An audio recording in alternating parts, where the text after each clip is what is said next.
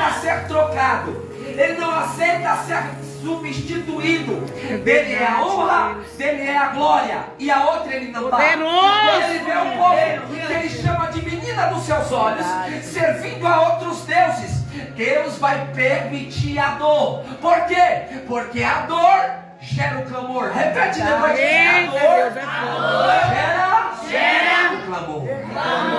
Então Israel foi tirado de casa. Por quê? Porque quando você é tirado de casa, você agora vai ser tirado da zona chamada confortável e vai ser colocado numa zona de confronto. Onde que Ezequiel está? Ezequiel está nas margens. Quando fala das margens, fala do início. Quando fala das margens, fala do que começa. O que Deus, o Senhor, estava querendo revelar para Ezequiel é aquilo que ele queria que o povo permanecesse. E no que é?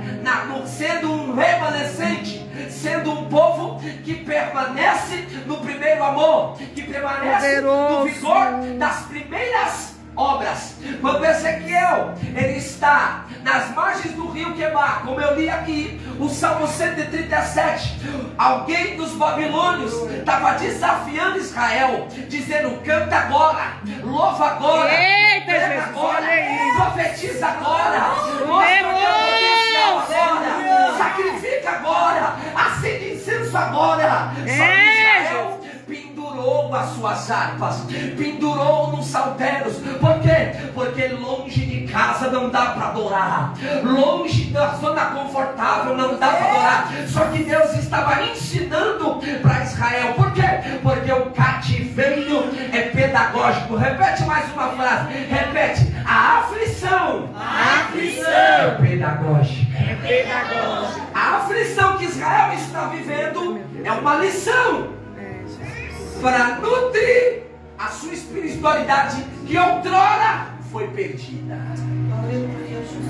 Eu torno a dizer: a dor gera o clamor. Eita Deus! E é nas margens do rio Quebar que o céu é rasgado, que o céu é aberto, que a glória de Deus é revelada. O que eu consigo aprender aqui é que Deus não escolhe lugar para se revelar. Poderoso! Deus não escolhe momento para se revelar. Dessa Deus maneira. prepara um lugar para revelar a sua glória. Deus prepara o escolhido para contemplar daquilo que Ele tem para nós. A título de informação, Ezequiel é filho de Buzi, ou Bujam, um sacerdote. Filho de sacerdote nasce pela glória, pelo DNA, nasce para ser sacerdote. Herda o sacerdócio. Só que as circunstâncias não levou Ezequiel na sua perspectiva. Não foi como Ezequiel pensava, não foi como Ezequiel esperava, não foi como Ezequiel sonhava. Talvez Ezequiel sonhava com a estola de 12 pés da Urim Tumim gravada no peito. Ele sonhava com a lâmina escrito santidade ao Senhor, com a mitra sobre a cabeça, veste de linho fino, sinos, andando e por onde passando, sendo reconhecido por ser aquele que leva o sacrifício, aquele que vem o sacrifício. Só que Deus disse: eu vou permitir o pior momento na tua vida para fazer deste momento uma ponte para um grande avivamento. Só duas pessoas entenderam, pastor Mauro. Eu vou repetir: Deus usou o pior momento de Israel para fazer o maior avivamento. Aí você me pergunta: Wesley, você não sabe o que eu estou passando? Wesley, você não sabe o que eu estou chorando? Wesley, você não sabe o que eu estou sofrendo?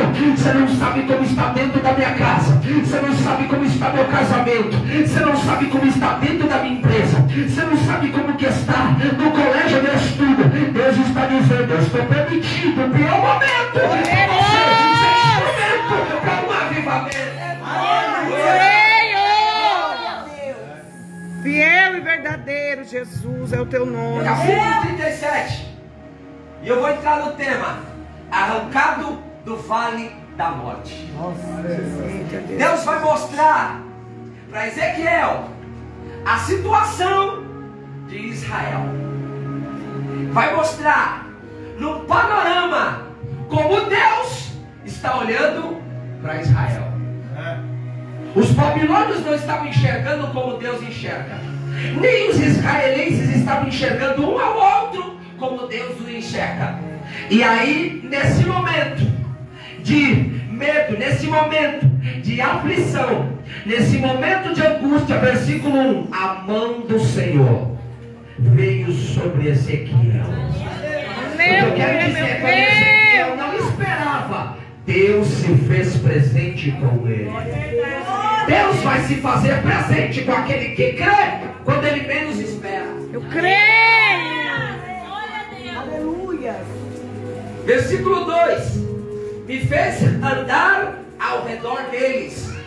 A mão do Senhor levou ele para dentro do vale em espírito. O que eu aprendo aqui? Número 1, a mão do Senhor, meus irmãos, está falando aqui da providência de Deus. Eu creio, meu Deus, eu que creio. veio sobre Ezequiel. E a providência de Deus sobre Ezequiel fez uma coisa com ele: conduziu ele para o centro da vontade de Deus. Eita, Jesus. A primeira coisa que Deus quer de você é que você esteja no eixo que Ele quer que você esteja. Olha aí, Deus. A primeira coisa que Deus exige de nós é estar no centro da tua vontade. Eita, Deus, é nessa A manhã. proposta de Deus é essa: se enquadra na minha vontade e eu vou te conduzir.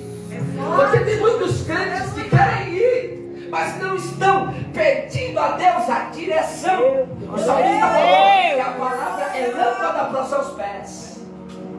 Jefité foi rejeitado, foi tirado da sua cidade sem a direção de Deus. Só que ele foi para um lugar, e ele foi para um lugar chamado Tobi. Ele foi para um lugar melhor. Você está entendendo, irmão? A rejeição levou Jefité para um lugar melhor. Agora é o cativeiro, levou Ezequiel para um lugar melhor. Só que na ótica física, o vale não é lugar melhor. Na ótica para Jefité, Tobi não é um lugar melhor. Só que Deus vai dizer: quando você é rejeitado, quando você é esquecido, abandonado, é o Senhor que faz presente. Aleluia, meu Deus. Olha aí, Jesus, tu és maravilhoso, Deus. Me fez andar no meio deles. Ele me fez andar. Número 2, Ezequiel foi levado para o vale sem opção de escolha, de dizer: eu quero ir ou eu não quero ir. É verdade. Quando a mão vem de cima, dizendo assim: Ezequiel, você não tem escolha. Eita, Jesus.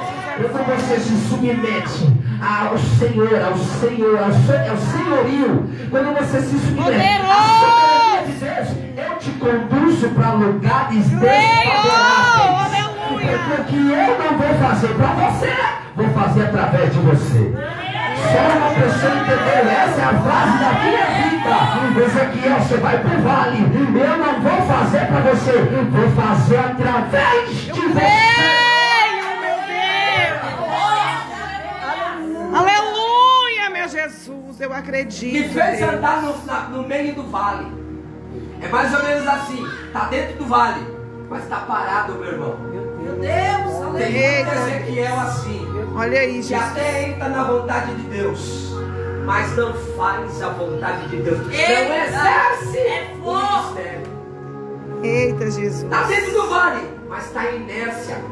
Está Olha aí. paralisado. Por quê? Porque está esperando alguém fazer para ir no embalo de já quem começa. Só Adeus. que Deus está falando com Ezequiel aqui nessa noite, dizendo: quando eu te ponho na obra, eu vou te conduzir para você fazer a obra. Quando eu te coloco em determinadas ocasiões, não é para você pedir para alguém orar, é você mesmo que é para orar. Eu estou sentindo o céu. Quando eu te levo no monte, não é para você pegar o pastor e abraçar, é você mesmo, porque eu entreguei, é você, é você mesmo, pai. Olha aí, Jesus. Deus tem que ficar, Deus confirma, fica igual de Deus, confirma, Deus. Mas Deus já falou ao teu coração. E a Bíblia diz, o Senhor fala que as ovelhas conhecem a voz do seu pastor. Irmão, você sabe quando Deus fala ao teu coração? Jesus. E me fez andar ao redor deles. E eis que eram muito numerosos. Só viu que a situação é mais ou menos assim. Colocou ele dentro de um problema. Ele sabe que é um problema. E todo problema da parte de Deus, Deus já tem a solução para o problema. Mas ele está parado. Mas Deus já fez ele andar. E agora que ele percebeu que o problema é maior do que ele imagina. Eita Deus. Só que uma coisa ele tem por concepção, que uma vez que Deus me pôs aqui dentro, eu não vou sair daqui de dentro pela minha vontade. Quando Ezequiel viu que tinha muitos ossos, ele poderia dizer, eu vou sair agora, porque essa prova é muito grande para mim. Essa circunstância é muito... Eu vou fazer campanha na casa dele? Não. Eu não vou fazer visita na casa dela? Não, pastor. Não vou jejuar por ele? Não, Ezequiel. Tá vendo? É muitos ossos, são numerosos. É o Senhor, vou se fazer presente. Poderoso! Obrigada, Deus. Até um ponto. Quando ele vê que o problema, a retaliação vai ser grande, ele para no meio do vale. Ele andou na face do vale. Sabe o que é a face? Ele andou em cima. E uma coisa eu aprendo: ele não pisou em nenhum osso. Eita, coisa linda, Jesus. Porque Ezequiel, dentro do vale, reconhece para aquilo que foi chamado.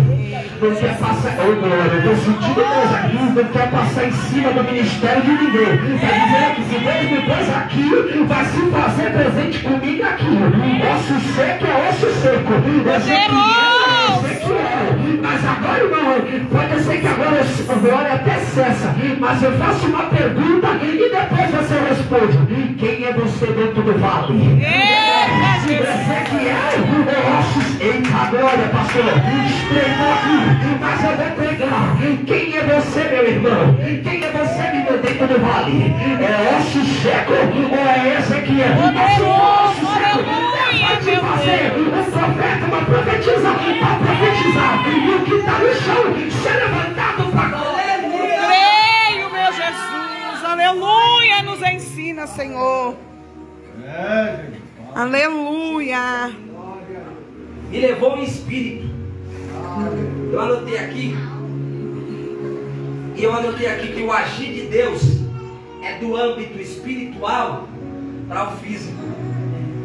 Sabe por que muitos crentes não vivem experiências inefáveis com Deus? Porque não conseguem andar no espírito. Jesus, dessa maneira. Não conseguem viver em espírito. E viver em espírito não é tão difícil quanto nós imaginamos, quanto nossa mente desenha, não, irmãos. É só se submeter à vontade de Deus e obedecer. São dois mandamentos, irmão. Amar o Senhor, seu Deus, e o seu próximo. É só olhar para o seu próximo. Quando Jesus disse assim, ama o teu próximo como a ti mesmo. É só você olhar para o teu irmão e imaginar um espelho. Quando você olhar para o teu irmão, refletir a tua imagem. E aí, como você quer ser tratado? É assim que você trata o seu irmão.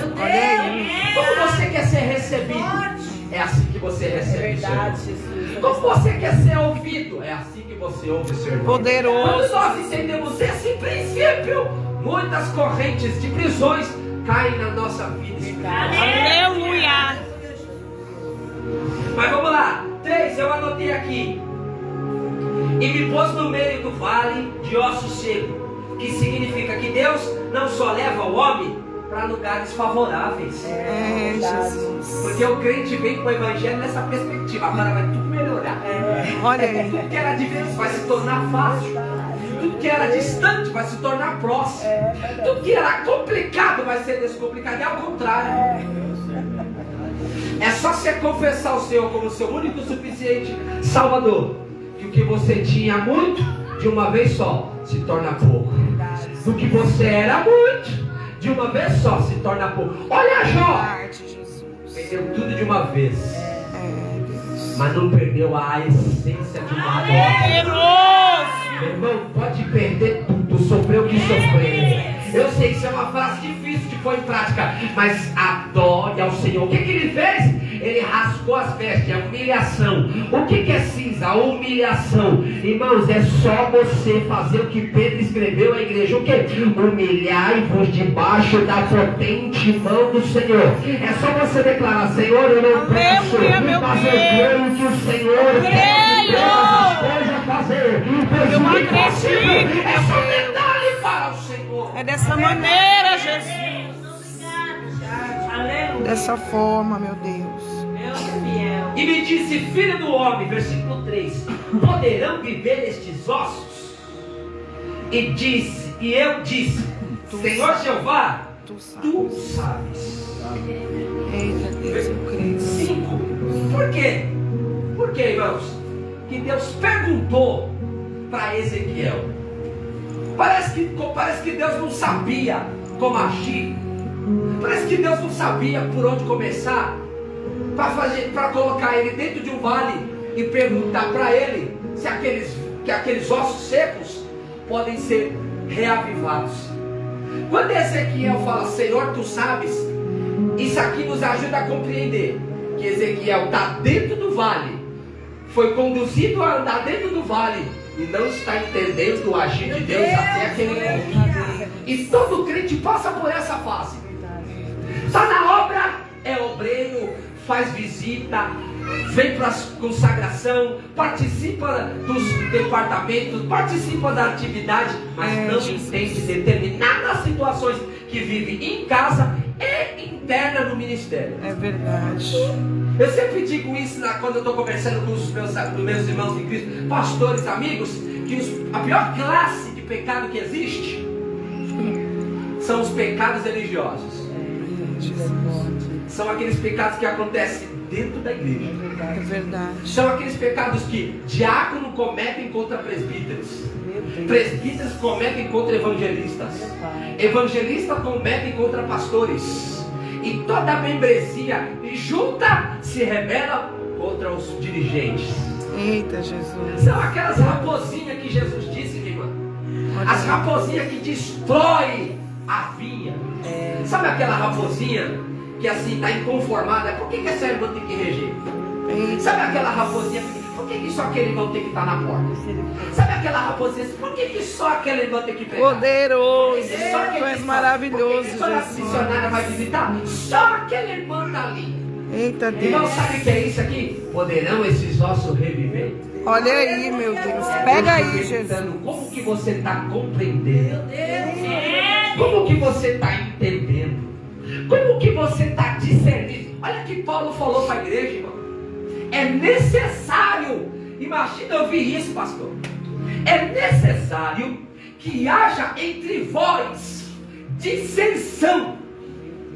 Aí alguém pode dizer: ô pastor Paulo, mas para quê? Para que no meio de vós seja revelado o justo e o injusto, o que é e o que não é. E o profeta diz assim: e outra vez vereis a diferença entre o justo e o ímpio, porque tem ímpio dentro da igreja, irmão. Tem obreiro que é ímpio, tem dirigente de cima de oração que é ímpio. Por quê?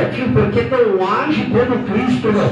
Irmãos, quando uma faísca é acesa, imediatamente, para não haver uma explosão, tem que ser apagada. Imagina se Sem e Jafé agisse igual Cã. Ainda bem que Cã é só um, e Sem e Jafé são dois. Por quê? Porque quando Noé estava embriagado dentro da tenda, Cã saiu correndo, chamando os irmãos, dizendo: olha lá o pai, olha lá o que construiu a arca, olha lá o que profetizou. Quando ele estava dentro da tenda, embriagado e duro. Só que Sem e Jafé é aqueles obreiros que sabem que tem problema, mas tem sabedoria, não para acender, mas para mais fogo. Eles entram de costa na tenda e eles pegam um tecido e colocam em cima da nudez de Noé. É mais ou menos assim: Cã, você pode murmurar, você pode levantar, mas Sem e Jafé já entendeu que pecado não é simples. Não é para ser. Quem está caindo é para ser ímpio. Quem está ali é para ser coberto. E não está seja já fé, estende a tenda. Aleluia, aleluia, meu Deus. Poderoso Jesus, tu és maravilhoso, meu Deus. Ossos secos. Coisa linda, Senhor. A resposta de Deus. A resposta de Deus. A resposta de Ezequiel a Deus é: Senhor, tu sabes.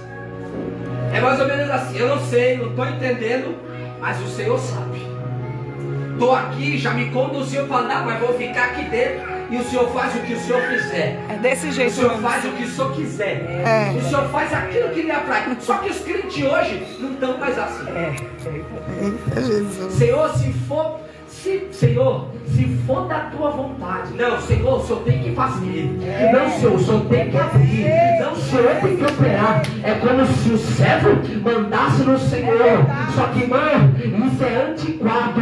Irmãos, dentro das escrituras, Deus manda, eu obedeço. Deus Aleluia, ordena, meu eu Deus. obedeço. E eu vou. Deus fala. Eis-me aqui, Senhor. Aleluia. Deus está dizendo a você: seja um crente que se submeta a Deus e clame ao Senhor e diga que seja feita a tua vontade. Aleluia, meu Deus. Sabe o que Jesus?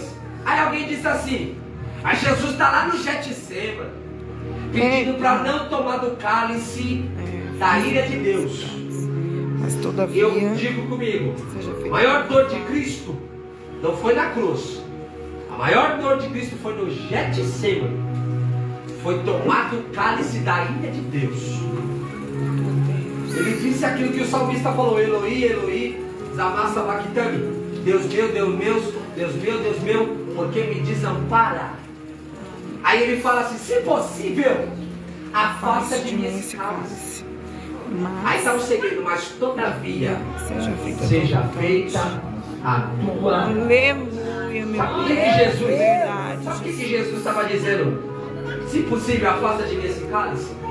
Porque quando um criminoso era pego no ato de crime e cabia a ele ser crucificado, ser morto pelos crimes que ele cometeu, o que acontecia? Antes dele ser levado à cruz, ele era interrogado, como Jesus foi interrogado. Ele não levava a chibatada. As chibatadas que Jesus levou já era o castigo da época, no caso de um blasfemo. Porque os fariseus tiveram Jesus como um herege, como um blasfemo. Então, se Jesus ele foi ferido por ser um blasfemo, só as chibatadas já era o castigo necessário. Por isso que ele recebeu uma pena maior. Como disse Isaías, ele receberia uma pena maior, sendo inocente. Quando o indivíduo ele era conduzido, os romanos decidiam crucificá-lo, a família do indivíduo, do criminoso, antes dele ser crucificado, era posta em vergonha pública. Sabe o que eles faziam com o pai? Colocava o pai numa praça e começava a caçoar do pai. Começava a falar dos crimes que o seu filho cometia. O pai, sem desejar que seu filho fosse um criminoso, porque o pai ensina um bom caminho para o filho, não é? Não quer que o filho seja um criminoso. Então o pai era posto em vergonha. E sabe o que eles faziam? Colocava fogo na casa dos pais. Por isso que Jesus estava dizendo: se possível, afasta de mim esse cálice. Que Jesus estava dizendo: Senhor, eu não quero que o seu nome seja envergonhado. Eu não quero que a sua casa, a igreja que a sua casa, eu não quero que a tua casa seja posta a fogo, seja destruída. Oh glória! Por isso que Jesus disse: se possível, afasta de mim esse cálice. E Deus afastou o cálice. Jesus bebeu do cálice da ira de Deus, por amor a você que está sentado. Aleluia, meu Deus. Obrigada, Está meu dentro de Deus. um vale para ser Olha aí, meu Deus. É verdade. Mas vem para cá. Então me disse: profetiza sobre estes ossos e diz-lhes: ossos secos, ouve a palavra do Senhor. Outra coisa que eu consigo aprender aqui: o que Deus estava acrescentando em Israel é fé. Porque a fé vem pelo ouvir. E como é que osso escuta? ossos secos, ouve a palavra do Senhor. Se Deus está dizendo aqui que os ossos secos são Israel, significa que Israel tampou os ouvidos para a voz de Deus. Eu acho que você conhece um crente que parou de ouvir a palavra de Deus. Eu acho que você conhece um crente que abandonou a fé. E eles não abandonaram a fé por causa de Cristo. Eles abandonaram a fé. Eu vou falar uma coisa aqui que é difícil de aceitar, mas isso aqui vai quebrar os gemas, irmãos. Aleluia! Sai da igreja por causa de homens, nunca entrou nela por causa de Deus. Se você conhece alguém que sai da igreja e diz assim: ah, o meu pastor caiu em... a missionária traiu... ah, o obreiro tá... Se você saiu da igreja, parou de servir a Cristo, não estou falando da igreja aqui, ó, esse ministério, eu estou falando da igreja de Cristo, eu estou falando das aleluia, meu Deus, doutrinárias da palavra. Se abandonou a fé, nunca entrou por causa de Cristo. Aleluia! Olha que o jovem rico falou: bom mestre. Aquele jovem rico, meus irmãos, ninguém fala isso. Ele não chamou Jesus de bom, como eu já ouvi alguém falar. O jovem reconheceu que Jesus era bom. Se ele reconhecesse que Jesus era o Senhor, ele tinha se convertido, vendido os bens e seguido Jesus. É verdade. E se tornado um discípulo. Só que não. Quando ele fala bom mestre, aquele jovem rico, ele era filho de um mestre da época. E este termo bom mestre é quando o mestre tem um colégio apostólico, doutrinário, em evidência. É como se fosse um ensinador que tem um colégio nomeado, reconhecido. Quando ele está falando com Jesus, olha o colégio apostólico de Jesus: pescadores, cobrador de impostos. Eita Deus, olha isso, um pastor de ovelha lá das terras de Iscariotes. O único que ainda que sabia fazer conta, os outros alfa de pai, beta de mãe. Olha o colégio de Jesus. Aí o rico está falando: bom mestre. Tipo, olha a categoria de homens que você escolheu para ser seus discípulos. Aí quando ele está dizendo bom mestre, é porque ele é filho de um bom mestre. Aí quando ele é irônico com Jesus, Jesus é irônico com ele. Jesus fala: bom é Deus. É mais ou menos assim: o teu pai é conhecido, o teu pai tem um colégio nomeado, mas o meu pai é Deus. É mais ou menos assim: o teu pai pode ser até bom, mas ele não é como Deus. Poderoso! Aleluia! Por isso que Jesus disse assim. Jesus fala assim. Aí ele pergunta: o que eu preciso para entrar no reino? Ele continua sendo